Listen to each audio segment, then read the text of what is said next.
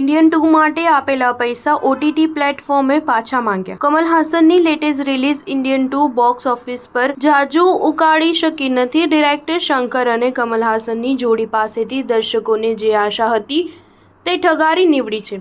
હવે OTT platform દ્વારા પણ આ ફિલ્મ માટે અગાઉ થયેલી ડીલના પૈસા પાછા માંગવામાં આવ્યા છે. આ વિવાદને લીધે ફિલ્મની OTT રિલીઝમાં વિલંબ થઈ શકે છે.